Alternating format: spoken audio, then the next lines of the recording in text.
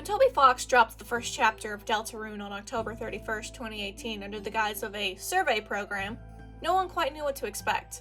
It was ominous from the get-go, and Toby asked folks to avoid posting spoilers for a little bit to allow as many people as possible to experience what he had put out into the world for the first time since Undertale came out in 2015. What I didn't expect was how special Deltarune was going to be. The one thing that was apparent from the get-go was that while Undertale touched on themes of player agency and what that means for the characters inside the games themselves, Deltarune has taken it to another level entirely. While the theorizing about the plot as we wait for more chapters to come out is fun as we watch the story unfold before us, anyone who knows me has seen me go full Pepe Sylvia over the musical motifs in Big Shot. Why do Big Shot have ghost fight in it? It's important to look at what the game is trying to say thus far, what it shows us, and more importantly, what it doesn't show us. Much like with Undertale, Deltarune is a special game all on its own with more elaborated thoughts on what it means to be a player in a video game. When games have been seen as mostly a power fantasy or an escapism of some kind, Deltarune calls that very concept into question and draws attention to the fourth wall and the relationship the player has with the game like other games like One Shot and Off before it. This video will be in as many parts as it needs to be as we wait for the next few chapters to come out. This part will be talking about chapters 1 and 2 exclusively. Spoilers ahead, I'm talking about just about everything. If you haven't played it yet, but are watching this anyway, thank you! But I also recommend playing Deltarune for context. Chapters 1 and 2 are free and not that long. The one thing that should be apparent is that Toby Fox seems to not do anything by accident. People kept finding things years after the fact in Undertale that accounted for the player doing certain things in the game. While there are smaller things I could mention, one of the bigger ones is at the end of the game, after you've saved everyone on a true pacifist route, you can go back to the first scene of the whole game and find Asriel there tending to the flowers and talk to him. Well, at the time of writing this, we only have 2 chapters to play off of here. Toby and his crew are doing the same thing again, but with its own spin. When Chapter 1 first came out, everyone speculated that it was either a sequel or a prequel to Undertale, when at this point in time it seems to be neither. There's too many elements that make either one impossible. We are introduced to both a slew of new characters, but also old faces. But even if their personalities are about the same as before, this is a radically different context than the one we knew prior, and this was done on purpose. The familiar draws us that played Undertale in, and it only sets the player up to be lambasted with the rest of the story ahead of us. While Kris and how they relate to the player and their own actions will be talked about extensively later, one thing I want to touch on now is how you get your opportunities to talk to Sans. Primarily at the end of the first chapter, you're given options to say things that only the player, if they played Undertale, would be privy to. Kris in this continuity would have no idea who this skeleton was, and Sans, like always, calls the player out for things that we know that we should not. While us players are waiting with bated breath for Papyrus to make an appearance, we know he's here, Tobias Foxington. Why are you hiding the funny skeleton man? Why must you torture us so? But why should Kris care? They shouldn't, and probably don't. Undyne doesn't know who Alphys is, and the reason for the divorce between Toriel and Asgore is unclear, but it clearly can't be over stealing children's souls this time. Hopefully. This is an entirely different continuity, one where humans and monsters can presumably live in harmony with one another. This isn't the world we fell in love with in 2015. The demo has been updated at this point to recommend players play Undertale first with a link to the Steam page. The funny dog wants us to draw these connections and be familiar with these characters already. While there is a sense of comfort in seeing many familiar faces again, it's almost a dip into the uncanny as everything is the same but not as we remember it. It tilts the player just a little in preparation for this very different story. While I want to keep the comparisons to Undertale at minimum, one is not better than the other. However, it is worth noting how they approach agency. Both games have thus far 2 different conclusions when it comes to their theming that is important to highlight. Undertale is about being mindful of your choices and how that affects others. Deltarune is shaping up to be about how you are not in control of everything, you are along for the ride like everyone else. In Undertale, the big conflict is between you and Flowey, a being that also figured out how to save and reload their game just like a player can. Not only does this provide commentary on how we as players treat our games, Flowey even calls you out if you come back after completing a true pacifist run. It's also a cautionary tale about what that can do to a person. Flowey, much like the player, is aware of every time we save and reload. If you accidentally kill Toriel and reload, he calls you on it. Nothing for us outside the game world is permanent. We can restart and retry as many times as we want, but Undertale calls that into question the replayability of games, and even if they aren't real, the characters in the games we play matter too. Why are you still here? Everyone is happy. Let sleeping dogs lie. Then Deltarune comes in, kicks you in the face, and tells you from the start that you aren't in full control of everything, you stupid idiot. We see over and over again that the player only has control over some of Kris's actions, and it becomes really hard to parse Kris's true feelings and what we the player should be feeling at our save points. The game opens with the most ominous avatar creation screen I've ever seen in a video game, and when we're done, it's immediately discarded. We don't have a choice about who Kris is as a person. They already exist. They already have thoughts, feelings, a personality, and a history that we can only scratch the surface of through context clues and digging around. But most importantly, Kris already being a person matters, and they will not let us override them as much as they possibly can get away with. We are not wanted here, but unfortunately we are needed. Kris at every point uses their limited agency to do what they desire. If we try to check Asriel's room, Kris closes their eyes. We don't get to see it because Kris didn't want to. It's not hard to see that the denizens of the Dark Worlds of chapters 1 and 2 have their own agency stripped away. People can't go against the king and they don't want to be violent. If you manage to be full pacifist, everyone is thrilled with their newfound freedom as they rush in at the end of the boss fight. Chapter 2 has a couple of notable examples of this. There's an NPC you come across a couple of times while making your way to Queen's Castle, and they slowly become more and more for Queen's rule and getting indoctrinated. On the other side, we have the three bros who run the music store, and they try to rebel against the Queen, but in reality, they're leftist keyboard warriors who will say that they're rebelling against the system, but sit in comfort and do nothing to actually help. And this isn't a knock on protest singers, by the way. These characters literally don't do much, and do even less when the Queen applies a bit of pressure. At least with the subjects of the castle in Chapter 1, it's comply or be killed, while directly working for the king. Fear is more of a problem the citizens had to deal with. While you see less of everyone banding together after Queen is defeated, there are a couple of NPC stories happening if you pay attention. The light world at this given moment doesn't have too many things to touch on. It's supposed to be reality, and while we're only privy to a snippet of it so far, in some aspects, reality sucks. It's where all the real pain lies. Asriel's gone at college, whatever happened to Kris, Dekka is gone.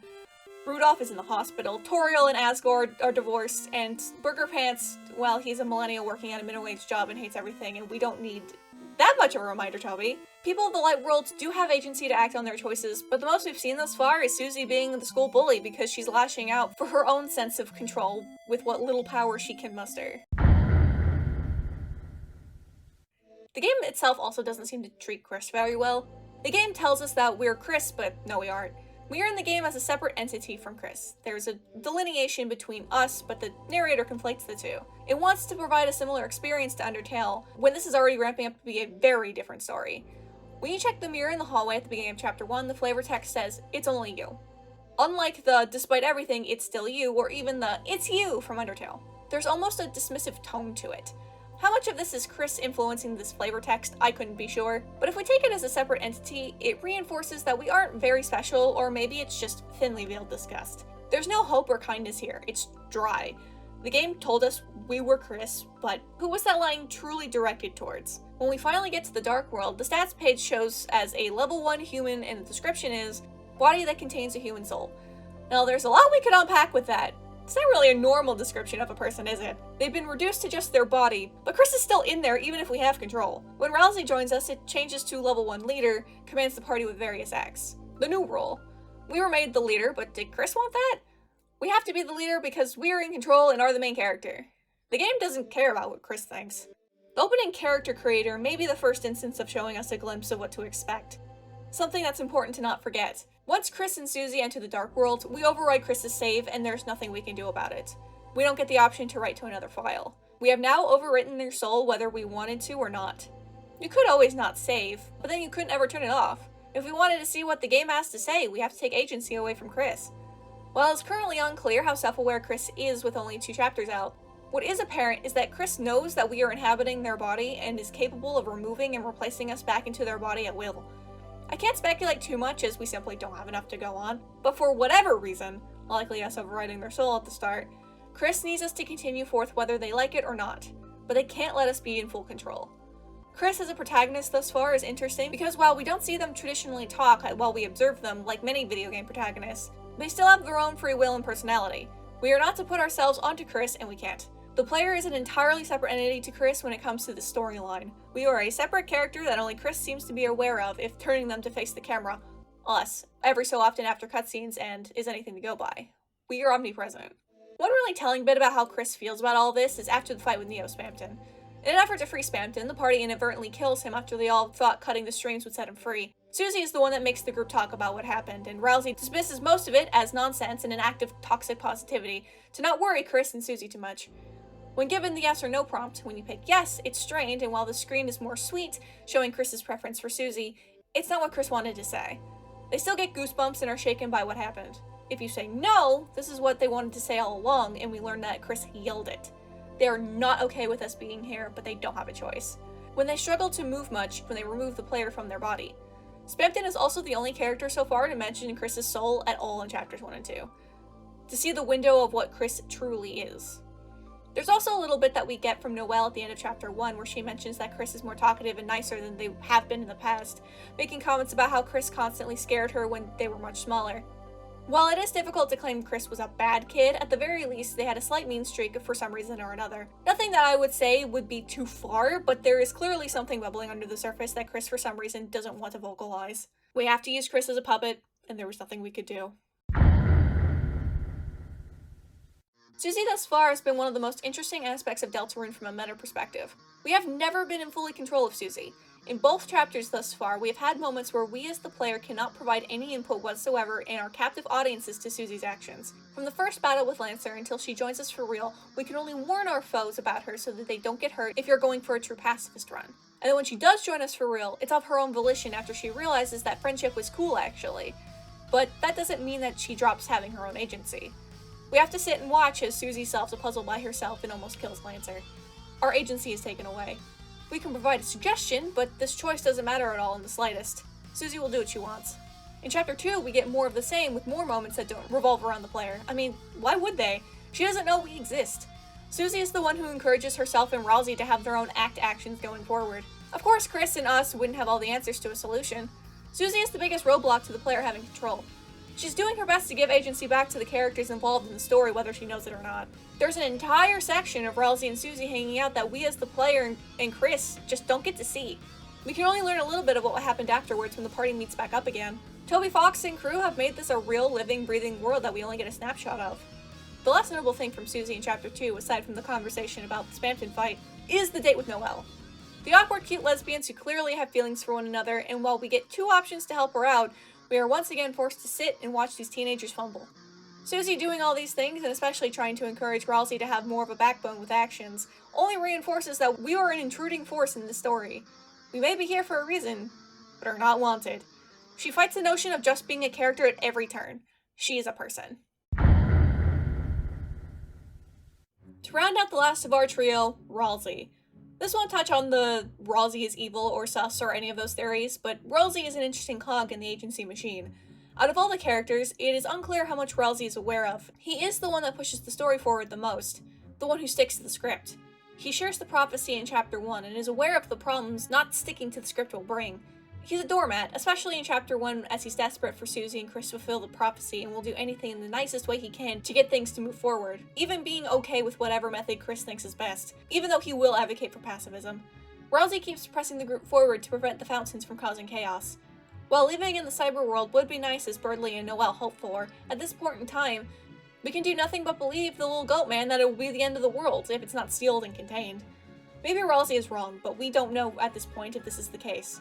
In any case, he has a character that willingly gives up his agency to follow along with what's supposed to happen, because he believes it'll keep the world safe and at peace. When we cut away to Susie in chapter 2, if you go the Snowgrave route, Ralsei pushes Kris to think about what Susie and Noelle are up to, but Kris here doesn't play along because we push them and Noelle to be more aggressive. And when Kris doesn't like Ralsei all that much to begin with, Kris is bucking back against what Ralsei wants. Ralsei to some extent knows that we should be cutting to Susie, but he can't make Kris do anything, and then just has to go along with it. Either he's being nice and is willing to move on for the sake of keeping everything in line, or he doesn't possess much power to begin with over the narrative to force anything to happen. He could very well be a puppet like everyone else. This section might be the most tangential to the rest of the video essay, but I think I can spin it and make it connect. Hear me out. While the next few chapters could laugh at me and call me stupid, I have begun to notice a pattern. Chapter 1 revolved around games of various kinds sequestered off in the supply closet, and Chapter 2 was basically just the internet. And with Chapter 3 looking like it's going to be TV related or themed, the Dark Worlds are escapism. And when the world is cold and hard and everything sucks, games, TV, and the internet are all things people turn to escape things for a little while. Us that played this video game were also partially doing it to escape into a different world than our own. And it's not just us that wants to escape. Susie constantly wants to go back and see Ralsei and Lancer and be cool in a world that doesn't inherently treat her like garbage. It gives her agency. The Dark World and our trio being the proclaimed heroes of prophecy, being important, it's vastly different to the reality of the Light World. While nothing super explicit has been said about Susie's home life, we can safely infer a few things. She's got it tough. Lots of bullies do what they do for multiple reasons, but Susie's probably in a spot where she feels like she can't be herself and lashes out. She doesn't have a healthy outlet or seemingly any adult in her life that she could trust.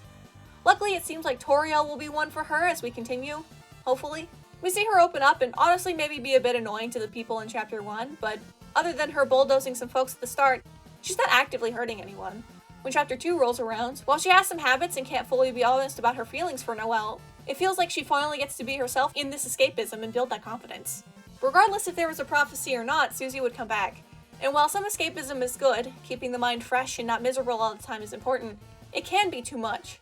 And luckily for Susie, it doesn't seem like she's hit a point of wanting to escape her world entirely. We can give all of our agency to our escapism, and there will be consequences.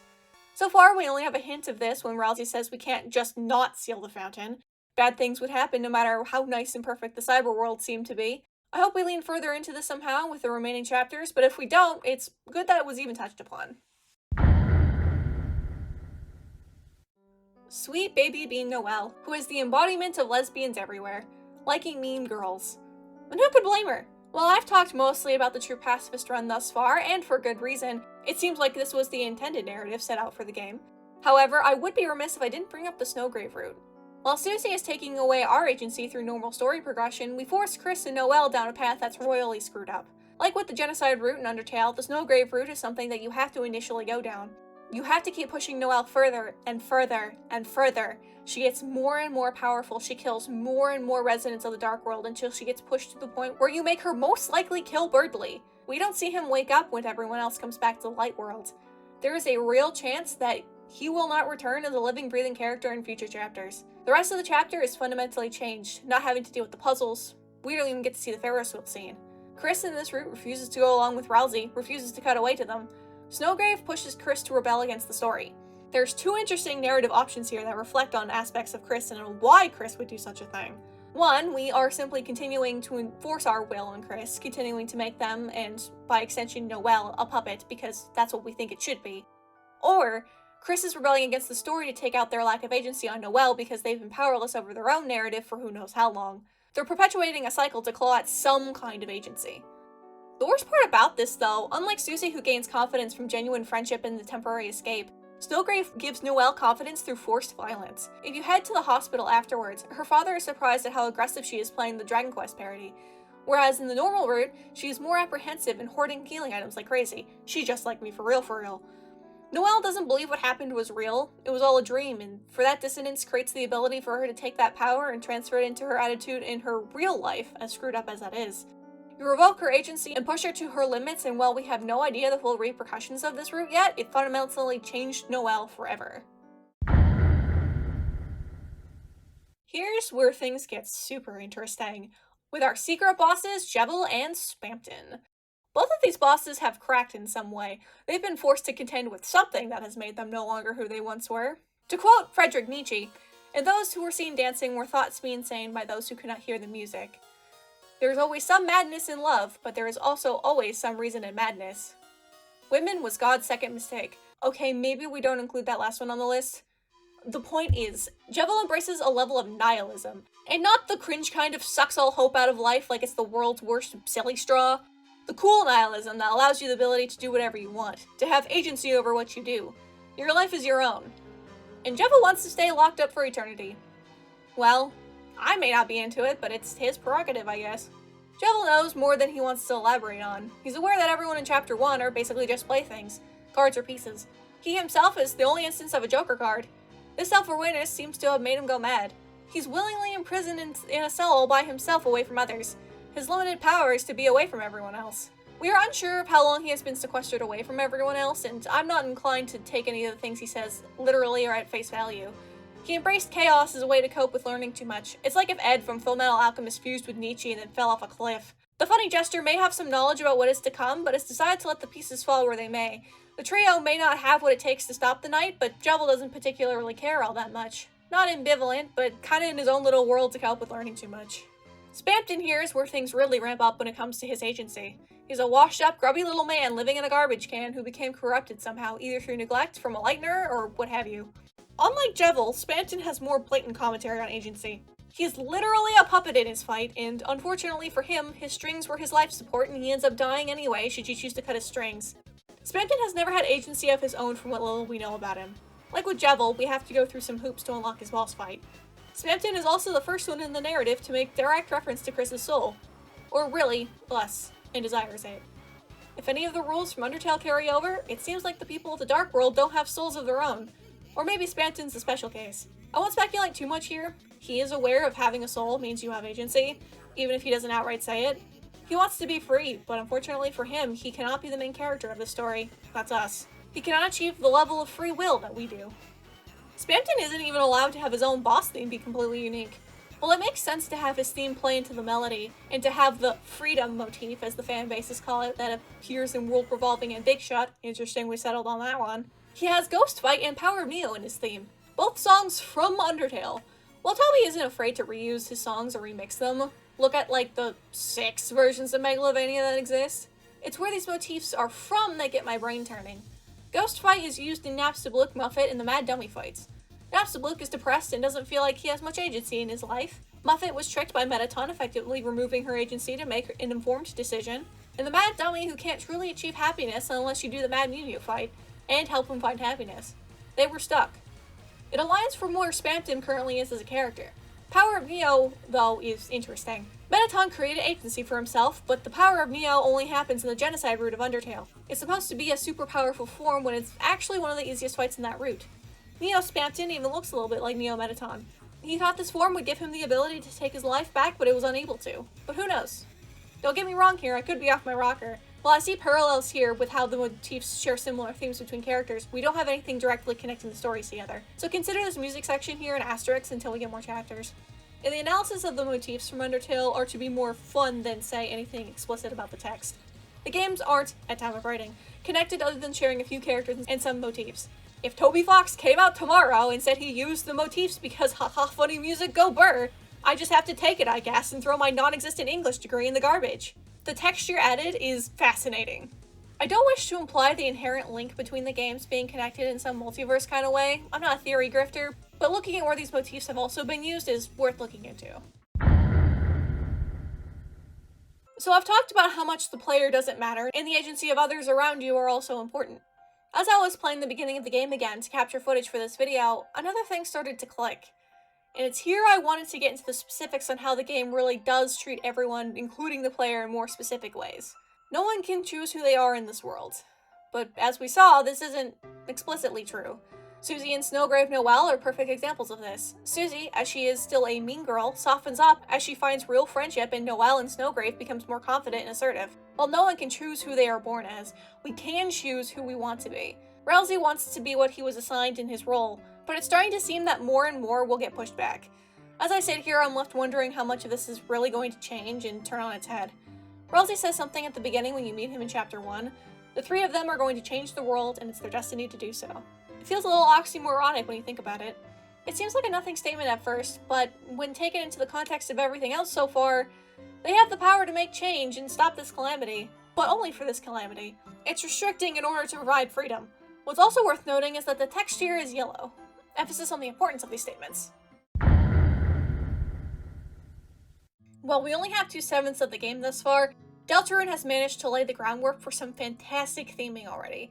I've quickly fallen in love with this game, and I'm looking forward to see how Toby Fox and crew decide to make me cry this time. Chapters 3 and 4 will be next whenever that drops. I have no doubt I'll pay the dog his dues, because holy crap, this is something special. It's difficult to make the worlds feel real and lived in, especially games. Even more so in games where player agency takes the forefront to make them have a particular experience. It's games like this and others that play on the parasocial aspect that get me hooked.